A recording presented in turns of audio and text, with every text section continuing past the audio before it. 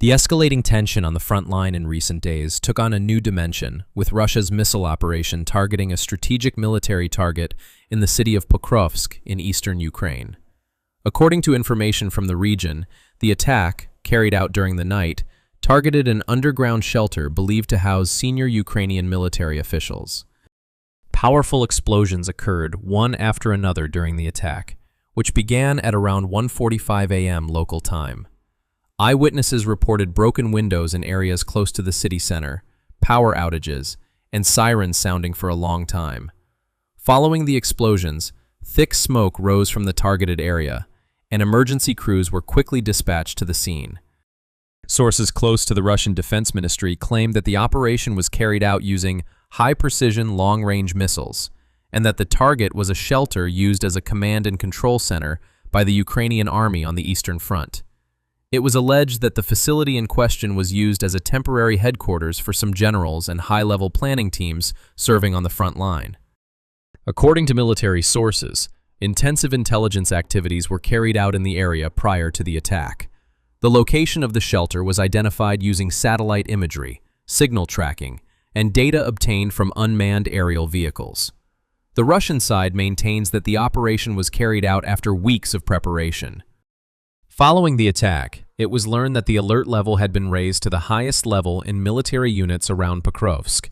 It was reported that some units belonging to the Ukrainian army had been temporarily relocated to different areas, critical personnel had been evacuated, and communication networks had begun to be operated through backup systems. In their initial statements regarding the attack, Ukrainian officials confirmed that military facilities were targeted, but did not share specific information about high-level casualties. Defense sources stated that the situation is under control and that the chain of command continues to function. Among the information received was that hospitals in the region were put on alert after the attack, and that some wounded soldiers were transferred to surrounding cities. Military experts point out that such operations can directly affect the balance on the front lines. It is noted that targeting high-level command posts can temporarily weaken the coordination of troops and cause disruptions in the defense lines. Pokrovsk's position as an important center for logistics and personnel transport on the Eastern Front makes the region strategically critical. It is believed that the latest attack targeted this importance and aimed to test the Ukrainian army's management capacity in the region. Security measures were increased throughout the city after the attack. While the number of military checkpoints was increased, it was reported that civilian movement was temporarily restricted. Local authorities asked the public not to trust information circulating outside of official statements. International observers note that this operation in Pokrovsk signals a new wave of escalation on the Eastern Front of the war. The targeting of command centers and shelters indicates that the conflict is reaching an increasingly complex and protracted dimension. According to military sources, there is a possibility of similar operations increasing in the coming days. Both Russia and Ukraine are expected to intensify their protection of critical points behind the front lines. The recent attack in Pokrovsk once again demonstrates that the war continues with full force, not only on the front lines, but also in strategic centers deep within the territory. We are heading to Zaporizhia, where Russian forces have recently advanced again, and I want to confirm what we have been saying for a long time. The Ukrainian army took a big risk in the counterattack, and so far this attack has only brought them heavy losses, little progress, and many casualties. At least on the main axis where Ukraine wants to close the gap, namely this axis, the axis west of Kuliapol, the western region of Kuliapol, the northern region of Kuliapol, the entire area where Russian forces are advancing towards Orikhiv, trying to secure an already expanding front. However, the Ukrainian army tried to counterattack here again, and this ended extremely badly. Russian forces seized the initiative and forced the Ukrainian army to retreat. We have received particularly interesting information today about what is happening south of Kuliapol, where Russian forces are advancing in this direction and heading towards the town of Skuliapils. Note how Russian forces are advancing along this axis. If they can capture all these positions, they will advance unstoppably from the east towards Orikhiv, and we must also consider the Russian advance from Novo Danilivka, Muratov Mashka, and Novo Andrivka, as well as the important fortress of Orikhiv. Several media outlets have repeated this. We have numerous photos confirming this. Russian forces have made advances in this sector of the front in recent hours, which is bad news for the Ukrainian army. Considering that Ukrainian troops, I repeat, have suffered heavy casualties in the Zaporizhia and Dnipropetrovsk regions, they have not succeeded. This has worked in their favor in terms of public relations, but it has not convinced anyone, at least not us, neither me nor most of our channel's subscribers. Meanwhile, Russian forces have begun intensely shelling the northern part of Kuliapilsky village, bombarding them, with artillery making a significant noise. Russian forces are globally eliminating every move by Ukrainian forces. Russian artillery continues to bombard. They are still very strong, and FAPs are also making the Ukrainian army understand that an attack on Kuliapilsky may begin soon.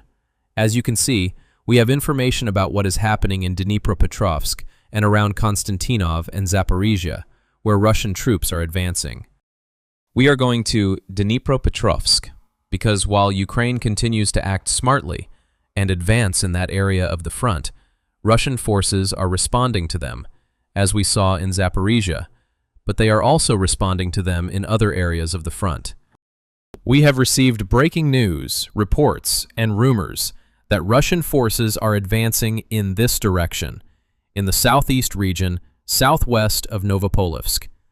Russian forces are advancing here, and since they are not trying to reach the depths of the Dnipropetrovsk wave, it may not be a deep advance, but it will draw a large number of Ukrainian soldiers who need to be redeployed here.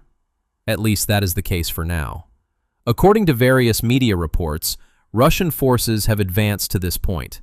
As seen on our map, this is the Novopolevsk area, but it is also reported that Russian forces have made this advance in the direction of the Dnipropetrovsk wave, where Russians are also present, in the last few hours.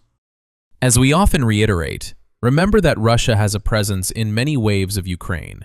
Mykolaiv, Kherson, and Zaporizhia are the first three, followed by Dnipropetrovsk, Donetsk, and Lugansk as the next four, Kharkov as the seventh, and Sumy as the eighth wave. The Russians currently have a presence in 8 waves of Ukraine. Of course, the highest presence is in Zaporizhia, Kherson, Donetsk, and Lugansk, followed by Kharkiv, Sumy, and finally Dnipropetrovsk. We are going from Dnipropetrovsk to the Donetsk region and focusing on what is happening in the heart of Donbass. We are going to the city of Konstantinovka, where Ukrainian troops appear to have been isolated at the last minute.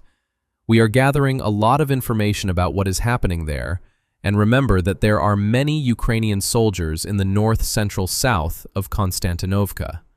Russian forces are applying pressure from this direction, but first and foremost, there is a completely destroyed dam, the Ruskovsky Reservoir, and water has started flowing, but this road and this route will be completely isolated. So, this entire area, including this road, is now unusable, and the water appears to be reaching the Kryvoy Toregs River, which poses a significant risk to the H-20 highway. That seems to be the case. We will now show you the images. Remember that Russian forces blew up this reservoir, and you will see how the water is flowing, how the flood is growing, how the water is being used as a weapon, and how Ukrainian forces are currently paralyzed and will remain so for the next few days, at least a week, until the swampy terrain dries out, because the Ukrainian army will not be able to move. We can see photos showing how the water flows, and the dam completely destroyed by FAB-3000 bombs. These bombs are really very effective, and we will see how the water flows. Here we can see better how the water flows, and how it almost completely covers the road in the flood. Here we can see how it flows, especially in the Kryvoy Toregs River. The road is completely covered, so logistics are currently unusable. Ukrainian troops appear to be isolated, at least temporarily for now, as this situation will undoubtedly end at some point. However, for now, the road is unusable. There is an alternative highway, but the water has also reached the H-20 highway, which connects directly to the Oleksiovo-Drukovka area. We can see more photos showing how bad the situation has become. There is currently no communication with Oleksiovo-Drukovka. According to numerous media reports, we have new photos showing how severe the flooding is right now. Notice how violently the water is flowing and how large the flood is right now. The edge of the road is completely submerged, so it will be impossible to use much of this section of the road. The Novoselivka area north of Konstantinovka is currently completely isolated. Ukrainian soldiers in the south are also completely isolated due to the current events. More photos here. The northern area is completely submerged. As you can see from these photos, the situation is really tough right now. Let's see what happens in the coming days, as the Ukrainian army here is not expected to perform well. Note that the Novoselivka area is the place most used by the Ukrainian army to provide logistical support to Ukrainian units in the south. Note that it is currently completely isolated.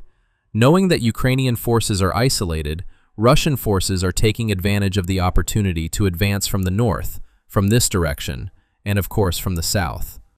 The Russian army used water as a weapon. Not just water, but also FPV drones. These vehicles operated 24/7 to support the desperate maneuvers of Ukrainian forces. It is clear to me that the intensity of the Russian army will increase in the coming days. And here, the M113 provided by the US to Ukrainian forces was completely blown up. Adding to this the fact that vehicles can no longer pass here and the difficulty of transporting logistics on foot, the Ukrainian army will be in a bad situation in the heart of Donbass, in Konstantinovka.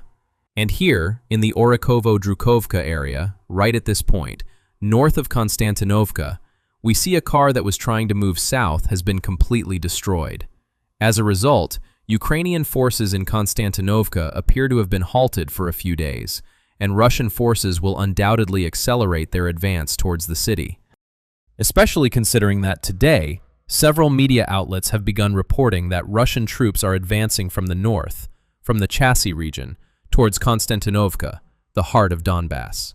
From Konstantinovka, we move to the north of the Don region, where exciting events are unfolding.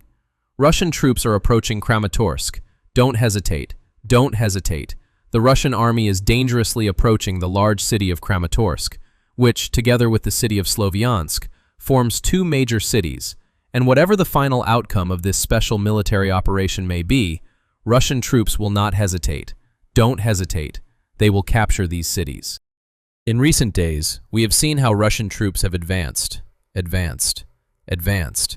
And today, according to the deep state media, Ukrainian media reports that Russian troops will advance in this direction.